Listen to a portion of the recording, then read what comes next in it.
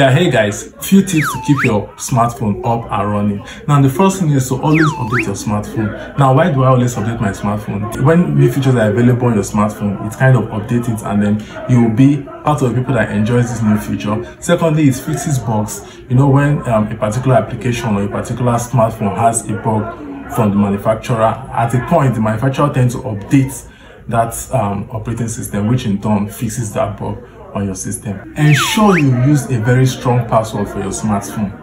I think I've mentioned this before in my previous video. Avoid using password like 123 or probably your date of birth or your sister's date of birth. No, that's a no, it doesn't work. Now, what you do is to use a very long password. Make sure it's minimum of 8 characters and maximum of 16, or you can do maximum of 100 if you choose to. Now, let's give an example. I love pizza.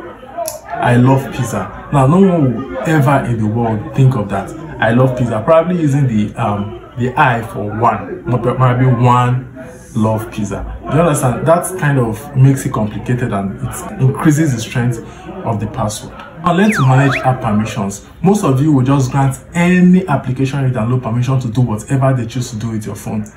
Sister, no. It's not acceptable. Now, what you do is go through your phone. And then you find an application that doesn't need access to your contact, restrict it, turn it off so that anything you want to do with your contact will not be possible. Just like finding an application that wants to use only your music or probably just your camera, and then at the end you'd end up granting access to your contact and every other thing. That person has access. You've granted a person free access to your phone, of which is not acceptable. Optimize battery life. What do you do with battery life? Learn to optimize battery life from your settings. You get to reduce brightness of your phone. You get to turn off unnecessary notification. You get to clear background application. That actually optimizes your battery. Clearing of cache and storage. Periodically learn to clear your cache and storage. Now, this will help a bit to hold your phone and make your phone faster. Now, if you want a video of that, you can comment under the comment section. I will help with a video of that, how to clear your cache and storage. Don't forget to always back up your data.